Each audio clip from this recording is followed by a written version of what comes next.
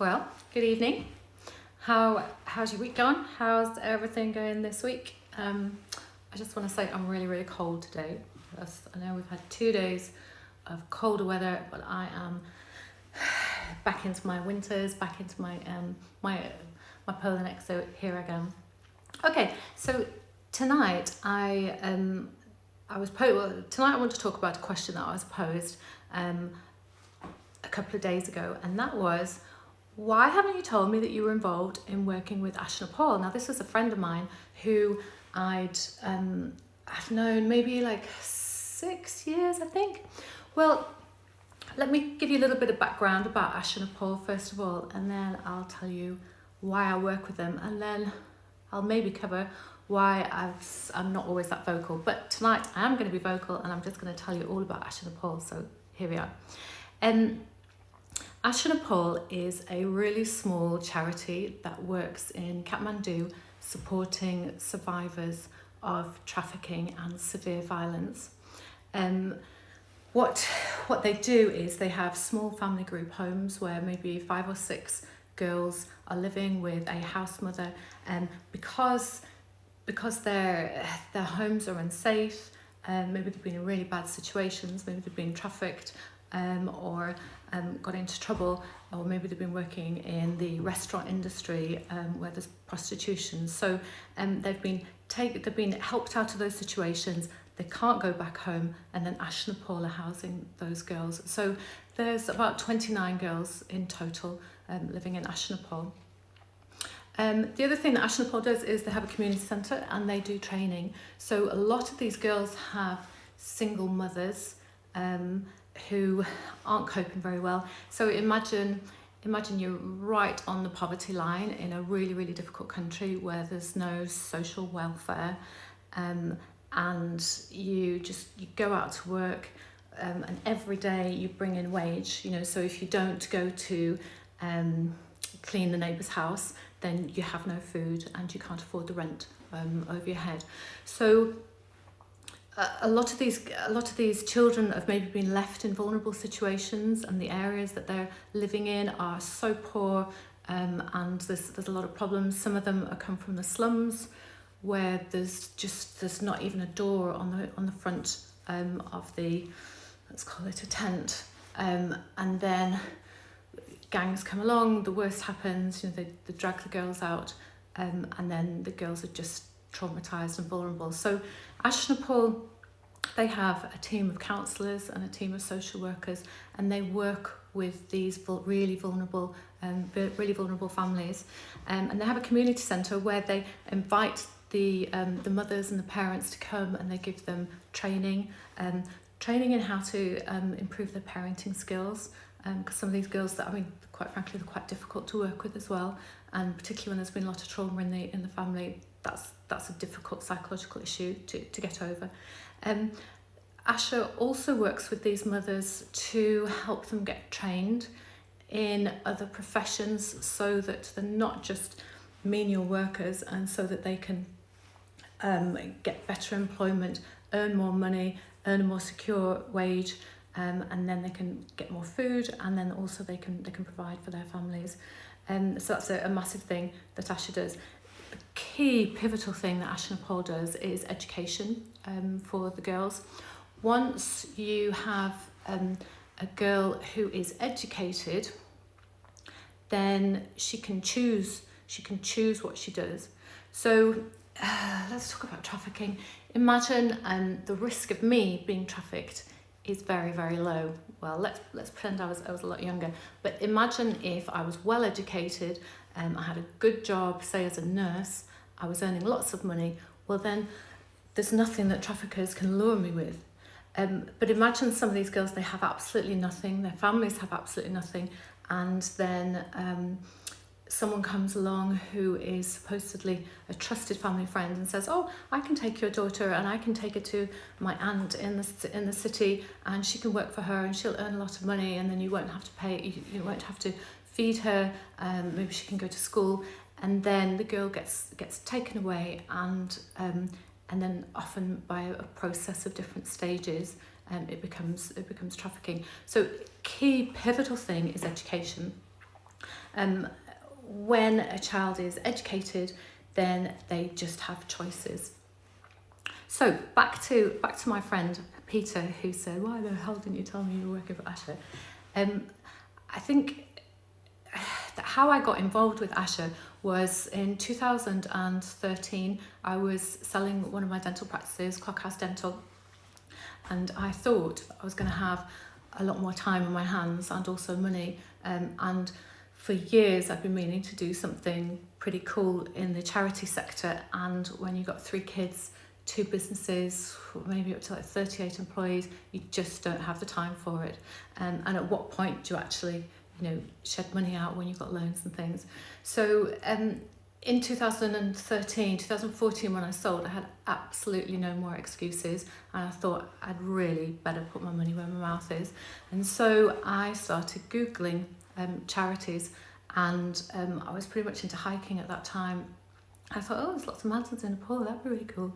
So if you're going to do something, then you might as well do something somewhere cool. And then also Liam Neeson, he'd had that film out, Taken, and trafficking was in the news. And so I thought, well, I'm a woman, I'm not like really big on women's issues, but might as well do one with women in as opposed to with men, and then at least you can chat to the girls easily. So totally bad reasons, but hey, here I am, and it's pretty cool. So now I am chair of Asher Nepal. So back to the question, why didn't I tell Peter? Well, no one likes to hear someone going off about how amazing they are and how they're doing loads of charity work, and that really annoys me. So that's the reason. But today, I do want to tell you about what they're doing, because it's pretty cool. I think first, the question is, what's happening with COVID? In Nepal, there's 120 cases recorded. No deaths. However, a lot of the borders in China and India are open, and so there's a lot more cases there. And also there's been so little testing that the problem of COVID is unknown. But what's happening specifically with the families that Asher Nepal works with is that it's really affecting these single mothers. So as we've said, a lot of the single mothers are daily wage earners. So let me explain, sorry, there's 29 kids who can't go home and they stay with Asher, but also Asher Nepal looks after 98 children in the community as well, and they oversee them and they look after their welfare. So in England, we'd be looking at it as like social workers going into the community and checking on them, checking they've got enough food, enough healthcare, checking they're attending school, that kind of thing. So the mothers of these children, as I say, are often single mothers, and if they're in lockdown and they can't work, they can't get money every day, and then they can't get food every day, and then there's a problem with the rent. So if you can't live in safe accommodation, then quite literally they're going to be thrown out by their landlords, or the landlords may put pressure on them to pay them in other ways, which I'm sure you understand what I mean. So one of the key areas that Asher Nepal is working at the moment is with these families in the community. Their project is called Keeping Safe in the Community, and normally they would be working a lot on education, but now they're working about just keeping people in housing and also with food on the table for these tiny little families. One really big problem at the moment is that funding is an issue. I said to the team in Nepal just before COVID really struck in Nepal, I said to them, remember 2015 when there was the earthquake? And that was absolutely devastating, really, really terrible. There was no notice of it. But internationally, there was a massive rescue effort, and every nation came and helped, and I went out to some of those really badly affected areas, and we had a look, and the aid was just enormous.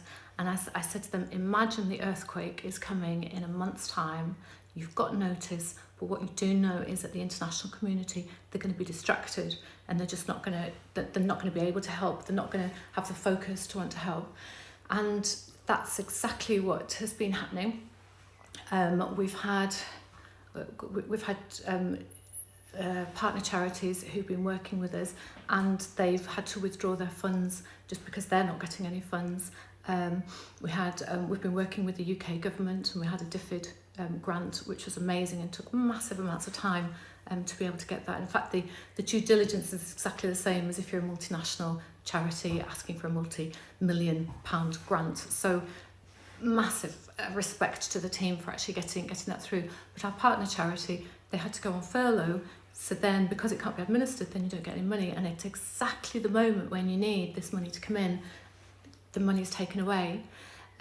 So this is why my friend Peter was having a right go at me, and he said, why on earth didn't you tell me before? And because every year he gives money from his factory, and his factory's doing really well during COVID, and he said, you know, what's the bank account number? Let's get some money in. Another question is that people have asked me in the past is, what is my role? My role, my official title is Chair of Ash Nepal. So there's technically two organisations, Ash Nepal in the UK and Ash Nepal in Nepal. So I'm chair of the Ash Nepal side.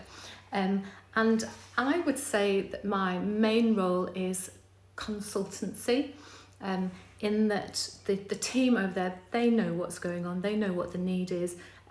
They're really competent, professional Nepali women, social workers, nurses, counsellors, account managers, and they run the whole team over there, and they are absolutely amazing, and there's no way I know what they know, but they don't know what I know either, and between the lot of us, then we can make out a better plan. So I think my biggest role is to say why, and then to say why not, and then to say, can we do it better? Do we need this? Where's that money going? Can that money go further? And Peter's big question to me was, can you, in fact, I can see the finger coming out, can you personally guarantee that my money is going to be used well? Because I don't want any of it going on administration. I don't want any of it go on trustees' expenses or anything. And I said, hand on heart, I absolutely promise that your money will be safe. So my company, my business, we give 10% of our annual turnover, of our annual profit to Ash Nepal. So I know how hard it is to earn money, and I want that money to be spent really, really well. And I know I've got 100% confidence in the team that they're going to use the money frugally, I think is the word. And to me, that's really, really important. Are there any questions? I think a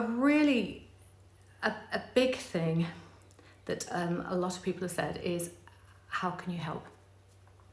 Can I volunteer? You know, we've had emails from young guys who they're asking if they can come and do raids on the brothels. The work we do isn't quite as dramatic as that. The work we do is really one-on-one. Imagine counselling very, very deeply disturbed children who've had really terrible things done to them, having a whole load of tourists come in and taking photographs of them isn't that helpful, and in fact we've got quite a policy against that. So, and also we've got a policy for confidentiality, and so there's no photos, and also you're not going to be able to, you know, go up to a child and ask their story. Absolutely not. That would be totally inappropriate. So I think that's one of the problem of raising money for Ash Nepal, because so much of it needs to be done secretly and confidentially, that you can't just blast the stories around. I will give you one anonymous story, which I think just shows the heart of Ash Nepal, which I think is interesting. Now, the problem with working with trafficking survivors is that it's not quick. It's not like you might imagine. Liam Neeson goes in, rescues the girl, and then that's it. Well, in some ways, actually, that's the easy bit. That only takes a few moments. It's the years afterwards, the absolute years of support to look after these and to support these really delicate girls who've been massively psychologically traumatized. So the work that the team does, in my opinion, is absolutely astonishing, that day in and day out and year in and year out, they're there to support these girls. And this family, it was amazing the result of them. So they, in the end, after they'd finished their education, then they helped two of the sisters start their own business, and now that they are self-sufficient, which is absolutely amazing. That's the aim of it, just is empowerment. And then their sister, she became a nurse and trained as a nurse, and she's emigrated with her new husband to Australia as well, which again is pretty cool. Right, I think the last massive question is, well, which we've been discussing, is what types of trafficking are there? The one that we all think about is the sex trafficking, where people are kidnapped, particularly girls are kidnapped, and then they're taken to brothels in India. Well, yes, absolutely, that happens, and they estimate between 15 to 30,000 girls get taken to India every year, or taken out of the country to move to China and to the Arabic states. A few years ago, I went with my brother to Nepal, and we followed that trafficking route, and we went along and we went to the Indian border, and we drove, and when we were there we met up with some friends who work with a anti-trafficking charity at the border, and they're there to see to try and intercept.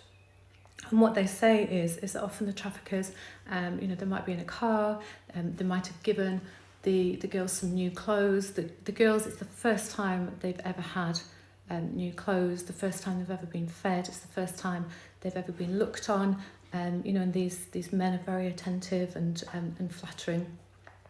And if they can get them through the border, which you don't need a passport for, then they find themselves in, well, my brother and I, we went to Calcutta, to the red light district, and that's just at another end of the scale. And we met with an organisation there as well, and she says it's just so difficult because even if they do get rescued, often these girls are so young, so maybe they're trafficked at age 8 or 9, that they can't even remember where they're from. And if they're rescued 5 years later, they just can't even remember. And then when the brothels are done with them, then they just throw them out. And where do they go and what do they do? And she had set up a factory for some of these ex-brothel workers, so that they could have an income and work, good solid work. So another type of trafficking is organ trafficking. There's been some villages in Nepal, say close to India, where virtually all of the villagers, one by one, they've been taken, they've had kidneys taken out of them, or whatever the organ is that they're going, that they're paid a small sum, and then they're sent back to the village. And obviously that's not healthy, and quite a lot of them haven't made it.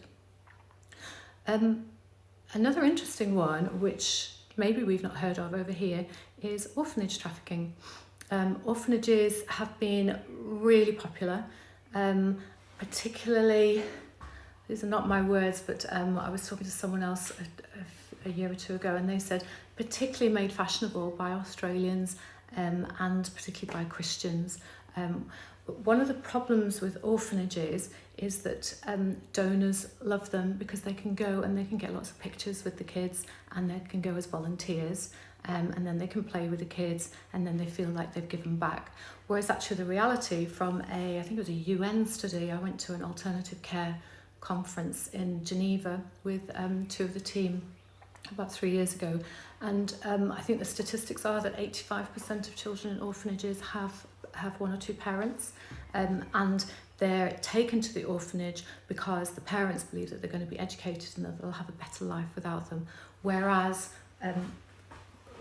we all know that that's not true, and that children thrive better with their parents around, which is key to the keeping families safe in the community. And if we're just talking about it on a business basis, it's a lot cheaper to keep a child in the community with their parents than it is to house them as a residential facility. But also, psychologically, it's way better for those children to be in to be at home and in their community as long as it's safe, obviously. Another type of trafficking is internal trafficking. We tend to think of external trafficking as an international trafficking, but internal trafficking is where girls are, well, let's say, give a scenario, they're living in a really rural community, and the parents are so poor they can't afford to feed them ours, they're hungry, and then, as I referred to earlier, someone comes to the village and they say, oh, I've got a great solution for you, why doesn't your daughter come and work at my aunt's house, and she can be their maid and she'll get education. And so then the girl goes. So maybe when she gets to the aunt's house, maybe she's abused, maybe she's beaten, and maybe she runs away. And then what? Well, what may happen is that then she might get work, or she might get to know some girls. And there's a lot of girls who are in the restaurant industry in Kathmandu, in the tourist area, and they are, and when they get there, then it's actually a prostitution kind of restaurant business.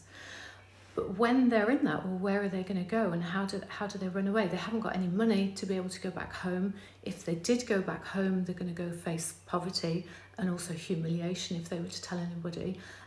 They can't tell anybody in Kathmandu because of the pressure, the massive pressure that's on them.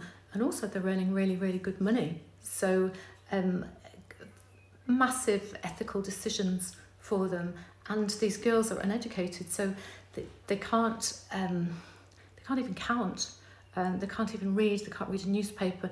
If you tell them something, then they tend to be quite gullible because they just don't know any better and they can't research it. So if we have any issues, we go to Google. You know, if I don't know, if I meet someone and I think they're blagging me, well, I go to Google and I research, and then I ring up their friends and I ring up their colleagues and I go, who is this person? And they tell me whether I'm right or wrong. But these girls, they don't have the resources to do that.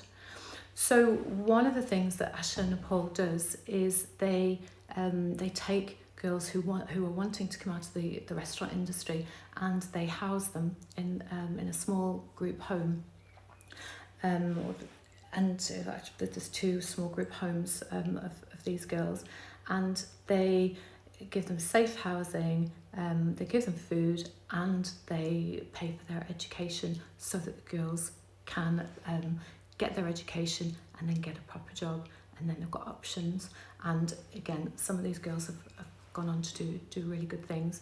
Now, I've often discussed with the team, and I say, you know, because education is technically free in Nepal to go to a Nepali government school. And so I say to them, you know, are you sure you want to be spending this money on education? And they say yes, because they want the girls to have the very best education, or the pretty medium education, whereas some of the government schools, well, they can be quite variable, the government schools, some can be great and some are less great, and they want the girls to actually get a really good education so that they can actually support themselves later on. So with COVID and with reduced income, there's 2 things we can do. One is reduce the projects we do. And one of the things we're going to do, we've got 5 family group homes at the moment with these 29 kids. There's a few kids who it's going to be safe to be able to put them back in with their families and to be able to supervise them. We're going to keep 1 family group home open, thanks to my friend. Thank you very much. And the other is we're going to move the rest of the kids into the office building, just so that we can save money. So we're really going lean. Because of COVID, because we just don't know whether there's any more donations coming in at present or not. So I know some of you will be asking, how can I help? And actually this is one of the reasons I don't like really talking about it. Well, one big reason why I don't like talking about it, because sometimes it can be annoying when people are going on and on about their charity as if they're some amazing angel. And you just need to know that I am not an amazing angel, but I am just doing my bit. Whether that's for guilt or not, I am not going to tell you. But if you do want to help, then it's very straightforward. You can't go over and volunteer because, quite frankly, unless you're a sociologist, a psychologist or a counsellor who can speak fluent Nepali, then I'm not quite sure what we would do with you. And also, planes aren't really running that regularly at the minute. The other thing is, the main thing is that you can do is to give. And I know that's a bit crude, but like, just give whatever you can give, then just give. And I think don't forget these kind of charities in times like this, because they're going to be so hard hit. And I said to the team the other day, I said, what happens if Ash Nepal needs to close? You know, what actually would happen to the girls? And they just looked at me and they said, well, they would have no hope. So this is why I don't care about talking about it, because frankly, we need your cash. If you want to give, then I'd suggest you go to the website. Now I knew that was going to happen. I suggest you go to the website, and then there's a donate button there. Well, I would like to wish you all a really good evening, and I'll see you again.